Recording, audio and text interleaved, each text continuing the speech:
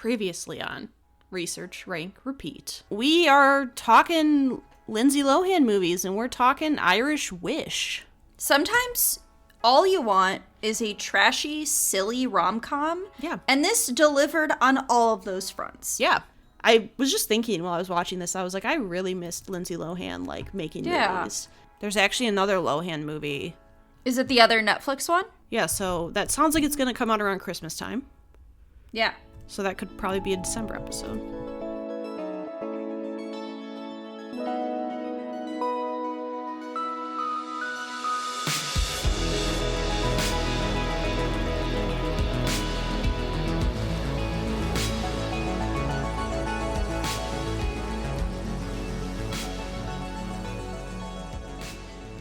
Got a secret, can you keep it? Taking this one to the grave.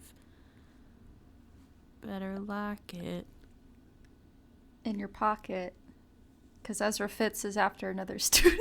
He's after another student. Welcome. This is Research, Rank, Repeat. This is co-host Hannah. This is co-host Alyssa. I just want to bring this up because I think it's funny. Do you remember when we started, we used to call it Research, Rank, and Repeat? There was an and. Was there? Yeah, I've been re-listening to old episodes to update our letterbox for Pixar movies, and we used to say Research, Rank, and Repeat, and I have no memory of that. I wonder why and, because our podcast isn't called Research, Rank, and Repeat. I don't know. I think we didn't have a name at that point. I don't think we had, like, fully committed to, like, a online presence, you know? Well. But anyway, I thought that was funny. I was like, I have no memory of this, but sure. Anyways. But yeah, anyway, we're here today for a new episode. Yeah. We're updating a list.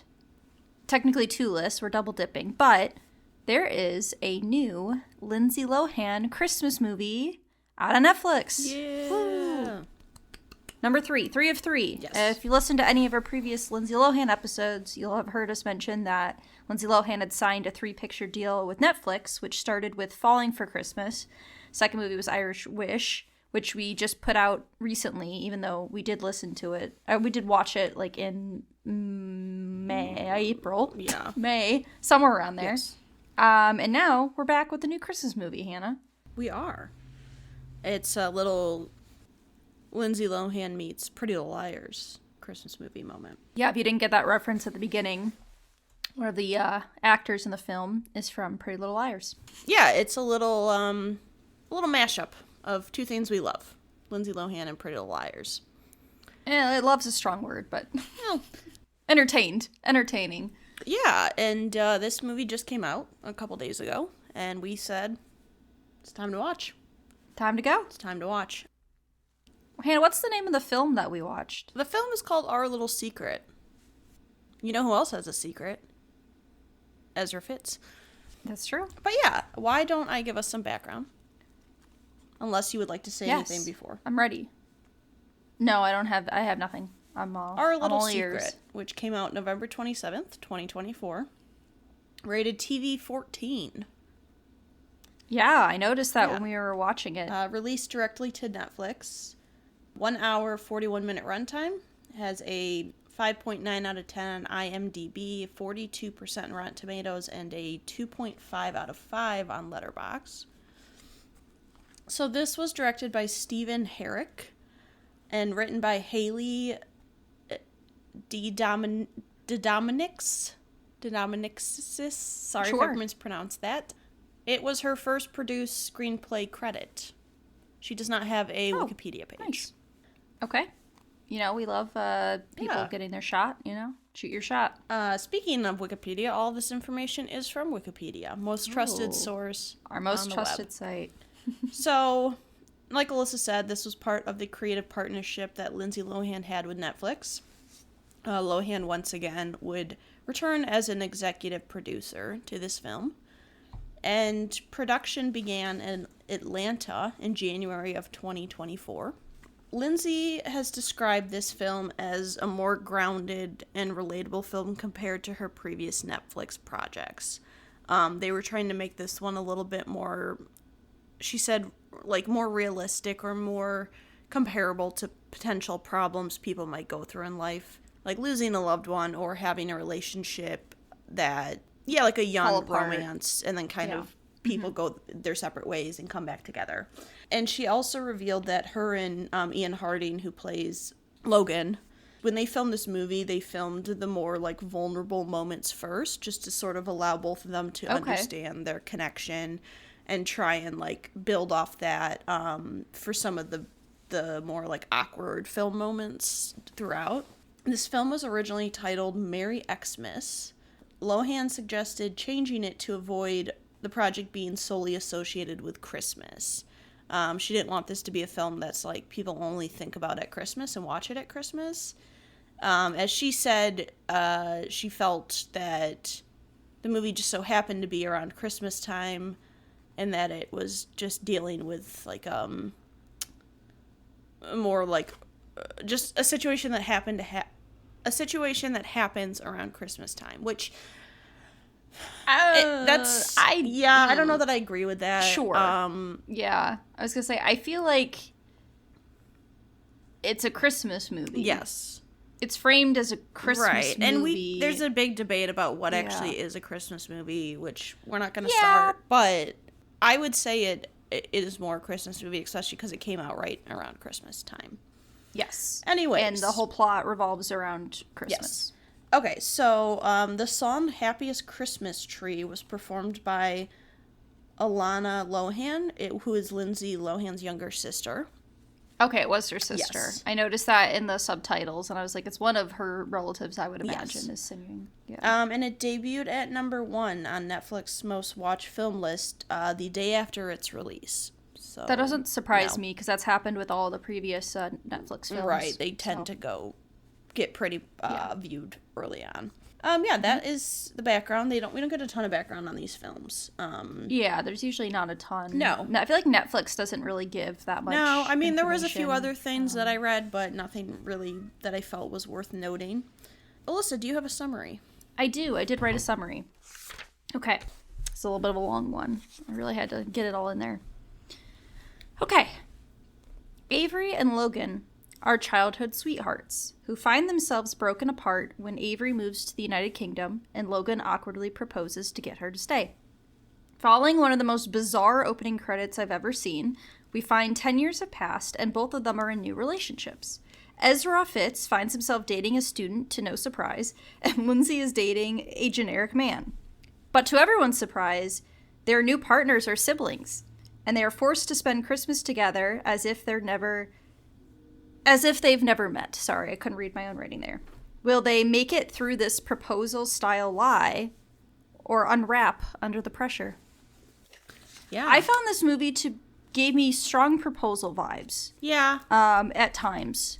It's not like necessarily the same plot, but it had a lot of the same kind of feeling behind it, where you get two people who are in this lie and have to like act as if like it's not the truth, so there's that element, meeting family, like being around a family in like a new location. Yeah. So I was getting some of those vibes. We got to go back to that opening sequence. Yeah, that was wild. Because so the movie starts, you get like a weird animated opening that's like talking about their relationship, from children to like young adults. Then you get a scene where she's moving. Her dad is like, you should say something, and he takes that as I should propose to her, which was not the move. So he awkwardly proposes to her to get her to stay, which she declines. He also makes a really rude comment about her dead mother, which I was like, that was really rude and uncalled for. And then Ezra Fitz goes out into the snow, and he just goes, no! And then it cuts to Calvin Harris's summer, and it's a montage of 10 years worth of events that have occurred, including Cybertruck and Twitter and like way too much Elon Musk for my taste. But it was just like, here are some things that happened over the past 10 years set to summer in a Christmas movie. Yeah.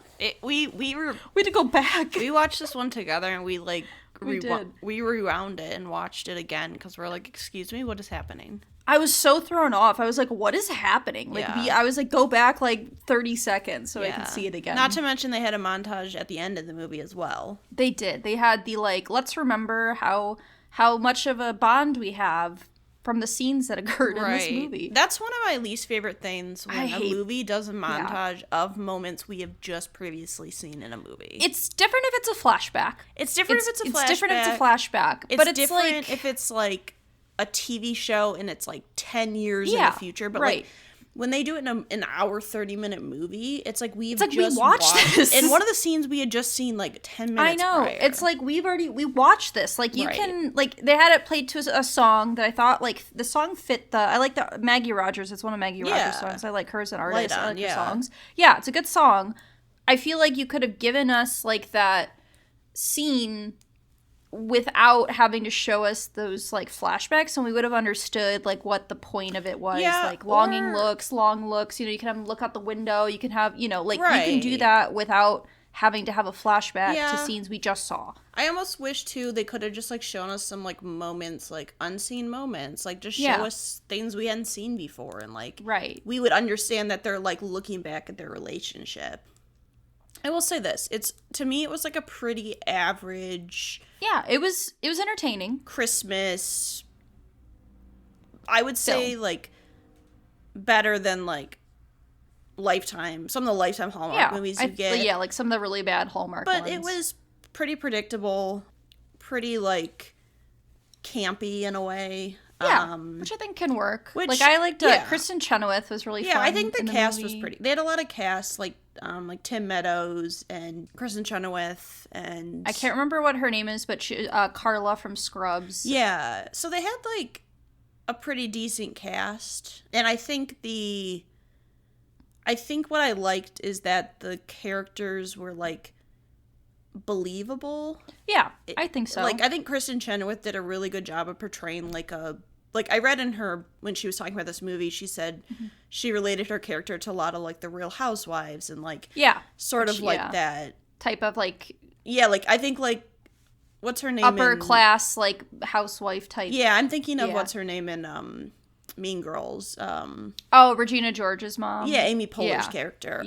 Yeah, sort of that like wealthy white like woman, like who's uppity, maybe is the right word. And sort of with the husband who she always like bickers with, and like just wants, like, he never does anything right, and this like unsuccessful marriage, which you find about later that he's like having an affair with their like childhood their family friends growing up, like their neighbors. I think, like, it was average. I definitely think there were some, like, plot holes. Like, the whole her going to London thing was never really talked about ever again. And they never really, like, explained... Because I thought at the beginning of the movie she was living in London. That's what I thought, too. But I don't believe that to be the case. It seems like she just moved to whatever, like, maybe a Chicago or a New York, like a big city nearby, close to where she grew up, is kind of the impression I got. But they never, like, explained that. Yeah. They never, like... So, yeah, because I was confused at the beginning, because I was like, oh, did she fly back from the UK for this? But then, I don't know, it didn't seem to be the case. It didn't seem like she was doing that. Yeah. And there are definitely, like, some... I feel like there was, like, a little bit missing from the script. Like, some background you could fill in a little bit, expand on a little bit. Yeah. Logan's girlfriend, Cassie... It's implied that she's young and she's like some type of a student, but they don't really give she doesn't get any other background other than that. So it's hard to, like, I'm not sure, like, how do they meet? Like, what's the, you know, because clearly he's definitely older than she is. Yeah, I mean. By quite a bit. We don't get that for either of the siblings. Like, no. Any of their backstory or how long they've been together. Like, it seemed like. Because they definitely are meeting the parents for the first time. Well, and it seems like Logan and Cassie hadn't been together that long, because he made a comment about how, like, it was, like, very, like, more new. And so, like, we didn't get a lot of, like, that background on it. I did write something that I wanted to bring up, because we talked about the montage scene at the beginning. I said this is a worst done version of the Miracle time passing scene in Miracle, when they show like the time passing, but they do it in a lot better way. Yeah, it was just like very odd. But I guess one of my bigger issues with this film, I didn't necessarily feel a romantic connection between Logan and Avery, the two main characters. I feel like they had chemistry. But not necessarily romantic. Yeah, I wasn't getting like romantic vibes. Like, they definitely could do scenes together, and I think they had like good like comedic back and forth with each other. Yeah. But I didn't like necessarily buy them as like the like main romantic leads in a way that like I feel like in the other two movies. Yeah. I felt like I felt more of a, like, romantic connection between Lindsay Lohan and the main guys. I feel like what's missing, a scene that was missing for me is there was no, like, moment where there was, like, for lack of a better word, sexual tension. Right. Like, there was no, like, tension. There was, like, almost a scene with that, but it wasn't quite there. Right. Like, you know, and I feel like it was missing that kind of, like, you can see them being, like, romantic potential there. Yeah, right? and maybe that's and I what feel like I that missed. that was missing. Yeah. I feel like that for me, because, like, yeah, I definitely felt like they had chemistry together. Right. But I didn't necessarily feel that as, like, romantic, Right.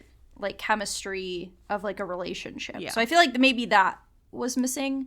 It's almost like we needed one scene before buying the house and, like, her helping him with the thing. Like, they needed one scene before they split up again for a while. Like, it's implied that they don't see each other for, like, probably, like, a month or something. Yeah, you need a scene before, like, everyone in the family finds out. Right. Or, like, when he goes to the car where he's like, are you leaving? And, like, can I call you? And it was just, like, there's something missing between those two moments, in my opinion. It's like, at that point, he had made the decision to end things with Cassie because he goes right to her. And, like, I don't necessarily feel like there was enough to, like, have that moment. That they didn't give us, like, a reason to be like, oh, this makes sense why he just immediately then would end things. Like, right. I understand, like, there's a backstory and they were together. Right, they have history, yeah. And I get that, but I think we needed a moment to, like, remember that and be like, oh, this is why they originally, like, worked together. I think that we needed that. Right. And I think that was something that, when I say there was things missing in the writing, I think that was one of those things. Going back to Irish Wish, because that's the last one we watched. Yeah. I feel like the plot of that story was a lot worse than this one, but I felt like the relationship chemistry was much stronger. Having that, like, the photographer and her going to that inn and having to stay there because the tree fell, and they kind of had that, like, moment, and you could see their, like, chemistry. You could see it like that. Like, you could see, oh, this could be a relationship kind of deal. Right. Whereas this one, I just feel like we didn't get that.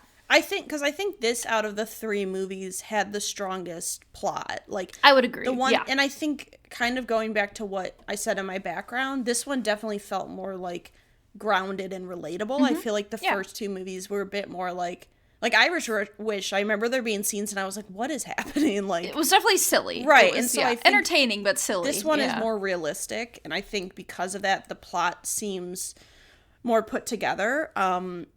But I do think that we miss some of that, like that proposal style where they have those moments where you start to see them, like, having interest, you know? Because I felt like all the scenes, like, they sent him off to, like, go get a Christmas tree and all that. It was a lot of just, like, comedy moments, like her accidentally getting high. Which is fine. Which is fine, but I'm saying, like, there wasn't those moments of, like, oh, like, they clearly still have, like, these feelings for each other. And we, like, almost got that when they're at night, like, talking to each other in the kitchen, and then he started talking about their past, and then they got angry, and it was like it didn't work out the way that I feel like it should have.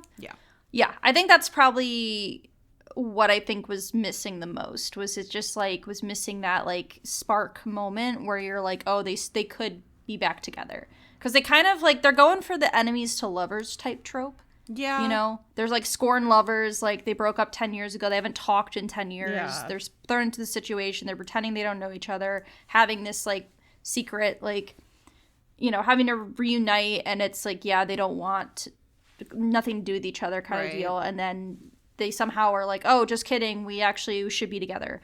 It just, like, I don't know. Something with the build-up, there was, like, one stage missing. We got, like, the comedic, funny stuff, like, oh, haha, you're dating, you know, like, she's got to go to take a nap because she's a child kind of stuff. And then it's like, we got up to here where it's like, you can see, like, oh, here's what they've done for each other, like, you know, helping each other out. Yeah. But it was like, there was, like, we kind of, like, jumped over to the top. Yeah, because I had that scene in the house where she goes back and, because the real estate agent couldn't find the key or whatever, and he goes in the house and they, like, have that nice moment where they're, like, sitting there and sort of just, like, talking about her mom and, like, the past. But, yeah, I feel like after that we needed, like, one more thing just to kind of solidify it. And also, too, like, I don't know that Logan really apologized for, like, he kind of apologized, but, like, he said some really fucked up things about the mom. Yeah. Yeah, he did. Basically being like, oh, you're running away because your mom has died, and like yeah. you can't handle it, all this stuff. And from what I understand, her mom had died that year. Yeah, like when the year they broke up is when when her mom had died. Yeah. No, when he said that, I wrote a comment. I said that, like, he deserved a slap. Like, I'm not usually one for violence, but that was, like, such a rude comment to make about someone whose mom had died. Like, your mom would be, he said, your mom would be disappointed with you if she were here. And, and, like, rightfully so. That's and in front of a bunch of people. In front of, like, your family and friends. Like, yeah, so rude. Such a rude comment. I don't know if we're supposed to just infer that it's been 10 years and he's grown up and they both grown up and, like, time heals, whatever, like, right, yeah, enough time has passed that, like, it's understanding what happened, but I kind of just wanted a moment where he was like, hey, like, I was shitty and I, like, said some fucked up things. Like, that's all I wanted, was just, like, a little moment of that. Yeah, I feel like we didn't necessarily I don't know, most of the men in this movie kind of sucked. Yeah.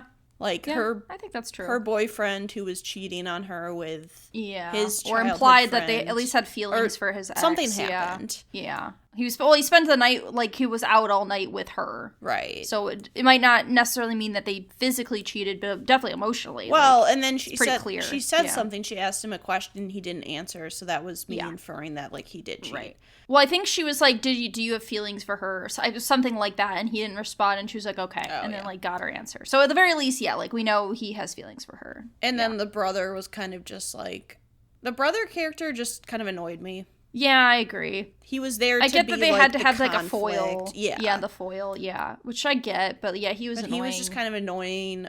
The dad was cheating on the mom. Yeah, with had an affair. Yeah. Chris Parnell's a doctor was fine. He was a fine man. Yeah. Well, we made a comment about how it felt like wife swap with the...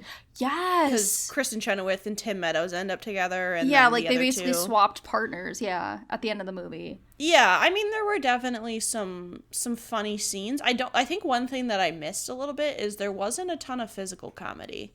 Yeah, there wasn't. Yeah, I know. Which I think Lindsay Lohan really excels at. But I get if they wanted to make it more realistic and grounded, they would do less physical comedy, so I get that. I think there were other moments of comedy that, like, were like, okay, like, I don't necessarily miss it, but there was a little part of me that was like, I just wanted one scene with, like, a little bit of physical comedy. Yeah. But yeah, I mean... I think it was fine. I enjoyed it. Yeah, I think it was entertaining. You know, and it's like, when we go into these, like, Netflix films, it's like, I'm not expecting an Oscar-winning film. No. Like, I know what I'm getting. I'm getting, like, a cheesy rom-com, in this case, a Christmas movie. Like, I know what I'm getting. Right. Lindsay Lohan is, like, she's having a good time, you know. I don't think it's too, like, it's not going to be my favorite Lindsay Lohan movie, but I was, you know, I thought it was entertaining. It was, you know. Yeah. Solid Netflix film. I just like seeing her again. Yeah, I do too. She looks really happy, and like, like I've been seeing her doing interviews and stuff for like this. So I'm just glad she's Friday. doing well. Yeah, and she seems to be like really happy. So that's what makes me excited, is to like see her again and like. And I'm happy like she enjoys acting, you know, and wants to do that. Yeah. I agree. Favorites. Yeah. Sure. Yeah, I'm ready to move on. I think Avery was my favorite character, who was Lindsay Lohan's character. I don't know if we said her name other than me when I did the summary. I said her name a couple times. Yeah. Okay. I think she was like a solid lead. I think you could understand her perspective on things and like have enough background to understand why she would act that way, and like how her relationships, like with her dad and her stepmom, and you know, I thought she was very realistic in like her emotions and like how she felt about things. Like that house scene was, I thought, well done, like a well done, like emotional moment for her. Like, her dad's getting rid of their childhood house and she's having a hard time with it. She's like, I didn't think it would be this hard, you know, because she's like, I only think of my mom. So I thought she was very convincing in the role and like entertaining. I also really liked Kristen Chenoweth's character as the mom. I thought she was very funny in the role and played it well. But I feel like she plays those roles really well. Yeah, that type of character. I feel like her and Lindsay Lohan had really good chemistry back and forth. But yeah, I picked Avery Lindsay Lohan too. Same reasons. I mean, I think in terms of a character, she was the one who kind of got the most like development and sort of reasoning behind why she made certain choices. And I don't know, I thought her humor was pretty good too. I liked a lot of her humor moments. And she's one of those people actresses who just kind of seems to have like chemistry with most people in scenes. I would agree. Which is nice. So yeah, that she was my favorite character as well. Nice. My favorite Lohan moment, I thought worked for what comedy did work. I thought the scene where she's high in church was funny. It gave me like Jingle Bell Rock when they're in the high school and like she starts singing when the CD stops working. That's kind of what it felt like for this church scene where she's getting people to sing Celebration by Kool and the Gang because she's high and can't read. It's like all the words are gone. I thought it was pretty well done. Like for like a high scene, because I feel like now comedies are starting to lean into like weed's legal a lot of places, so we can actually like, use that as like a comedy trope, and not in like a stoner high kind of way. Right. I thought it was pretty well done. I thought it felt very much like a Lindsay Lohan like moment in that would occur in a film. Yeah, that was mine too. I liked how too it was like her inner dialogue when she goes up there, and they did the camera angle that reminded me of the scene from Freaky Friday where it's like right in front of her face. Oh yeah, it's really close in. Yeah. And so yeah, same. It's just like she played the part really well. I think her inner dialogue mixed with like her actual speech, it was like uncomfortable and awkward, but in like a funny way, not like too awkward. Like she's just standing there. Right. So yeah, I like that scene as a whole, and I thought like I liked everyone in that scene because I liked the family kind of making comments, and the sister pulls out her cell phone to starts record, filming, and I'm like, yeah, that's what people would do. So yeah, that scene in general was just really funny to me. And then, so my favorite scene, I had two that I thought were funny. One, the sitting in the house. I thought that was a really well done, like, emotional moment scene. And we kind of already talked about it, so I won't go into it more. But I also thought the scene where everything gets revealed was kind of funny. Like, where...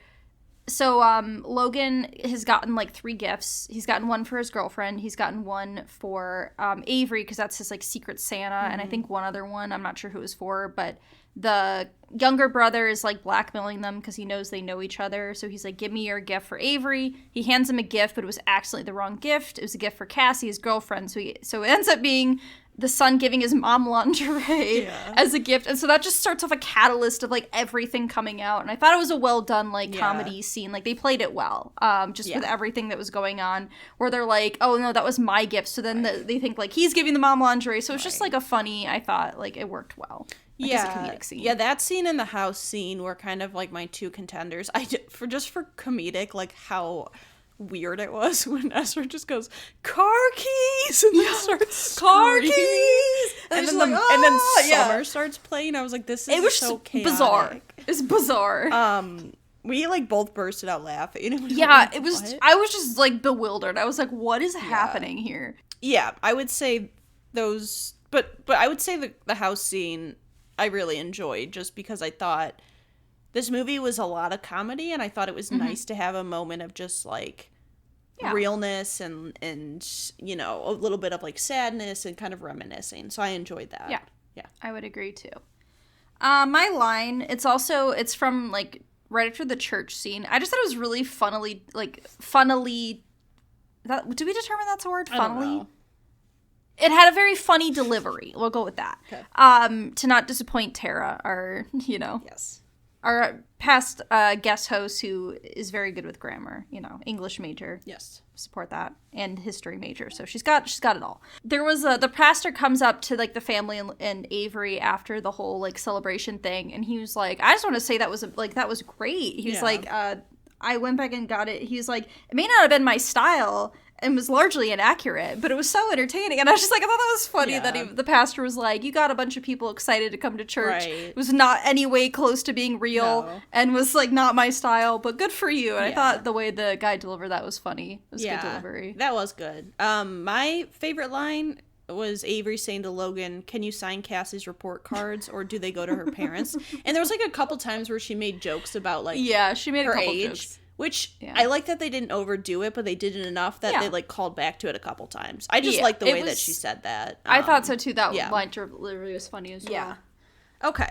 So, we are double dipping with this movie, because it is a Lindsay Lohan movie, and it is a Christmas movie. Yes. So, we will just be ranking the Lindsay Lohan movie today. Yes. We are going to have our annual Christmas episode later in December. And that will be, we'll just tack on that movie into that list. Right. Just say where we ranked it, because it'll just be easier to do it like that. And that's what we did last year, so. Would you like to Or go 2 first? years ago. Sure. So I fucked myself. And I said this last year too, but putting Just My Luck where I put it means I can't put any movie higher than that. And I have made a vow to myself, because Freakier Friday is supposed to be coming up next year. I have to watch Just My Luck before we do that, and I will give it a new placement, because I am stuck with the same thing for the last 3 let me try that again. I am stuck with the same problem as I've had for the past 2 Lindsay Lohan movies, where I don't think this movie is better than Just My Luck, so where I have it is 10th, where Just My Luck is above it, and Irish Wish is below it. Okay. I thought that it and Irish Wish were pretty comparable, Yeah. but I do think the story is a bit more solid and a bit more grounded, so I think it was a little bit better than Irish Wish. But yeah, this is probably my worst ranking list I've ever made in my life. I can't believe every time, I was stunned when you said Just My Luck was as low as it I don't was. know what came over me, but I really need to watch that movie again and find a better place for it, because it is ruining my list. Like, I genuinely cannot put anything higher than it, because I'm like, but it's not better, but I have it at 9, so it means nothing can go higher. So anyway, it's a 10. It's at number 10. I put it at number 8. I put 7 as Prairie Home Companion. I don't think it was better than that movie. And I agree. I have an Irish Wish right below it. I think I have, actually my list right now is Our Little Secret, Irish Wish, and then Falling for Christmas. 8, 9, 10. Different number, but I have 9, 10, 11. Right. Same thing. They're in that order. I think this one has like the strongest plot out of those 3. Irish Wish in this movie kind of gave me that same feeling of like I enjoyed them a lot. There were some like weird, funny, like whatever moments, but I do find this one a little bit more relatable, just because it's dealing with a bit more like things rooted in reality, as opposed to Irish Wish, which was kind of meant to be a little bit more of like the fantastic, rooted in like fantasy a little bit, a little more silly. But yeah, I found this one a little bit better, and I think I enjoyed the characters a bit more, having like Kristen Chenoweth as a side character, and having just some of the side characters that I thought maybe were a little bit stronger. So overall, I mean, I think I gave it a 3 on Letterboxd out of 5. Me too. Which, a little bit above average. I think that's a pretty fair I feel like we're always slightly above wherever the average Right. is for these like Lindsay Lohan Netflix movies. At least I've found to be the case. Which is fine. I don't really mind if I think, we're above I mean, the we're curve. a bit biased too, but... Yeah, I know. I mean, we're also doing a Lindsay Lohan specific list, so... But yeah. So, one thing Hannah and I have talked about, and I guess I'll mention now, is that we actually... So when we did the initial Lindsay Lohan list, we just picked, I think it was 10 films, maybe 11? I don't remember 11. the exact number, but we just picked a number of her films to cover and do for this, for our episodes initially in 2021. And I thought this year that maybe we should go back and just completely just cover all the films that she is in, so that way we can just have a complete Lindsay Lohan ranking list. Yeah. So we looked through them, and there's a couple that she has like a cameo in, where she might be in like a scene, and we're not going to count those films because she has to be like some, like, not, she doesn't have to be the main star, because like Prairie Home Companion was an ensemble cast, and so she was one of the characters, so she doesn't have to be the lead. But I think there's about 5 or 6 more films we could do. So expect maybe sometime in 2025 we will have an episode dedicated to those other films. And we also look forward to when Freakier Friday comes out, we will be there. I'm so excited for Freakier Friday. Like, even if it sucks, I don't care. I don't care. Because you gotta, like, the whole cast is coming back. So I can't be mad. No. I can't be mad. Yeah. So. Yeah. So more Lohan 2025. We'll have a Christmas episode coming out after this. We will. And we'll add this movie to our Christmas ranking list, as we did with the previous Falling for Christmas. Yeah. So if you want to reach out to us, we have our Instagram, R3 Podcasts. We have a Gmail, r3podcasts@gmail.com. We have a Letterboxd account, which we have updating some rankings. Yes, I have actually, I know I say this every episode, but I have actually started making some of the, putting our ranking lists, like, on Letterboxd, because you can make lists. Yeah. So Pixar and Fast and the Furious are up there now. I'm working on adding our star ratings to some of those movies, and I hope to periodically as it goes to add more and more of, including this Lindsay Lohan list. Yeah. So at some point, this list will be up there. I can't say when, but it will be. Yeah. I'm working on it. But yeah, we will be back later this month. We will. Yeah, we'll see you then. Bye. Bye. We would like to thank Joseph McDade for our intro music. He provides free music available for all kinds of creative use. The song that we used is called Sunrise Expedition, and you can find it and his other music on his website, josephmcdade.com. If you would like to reach us, you can email us at r3podcasts@gmail.com. That's R, the number 3, podcasts@gmail.com. Or you can find us on Instagram by searching Research Rank Repeat.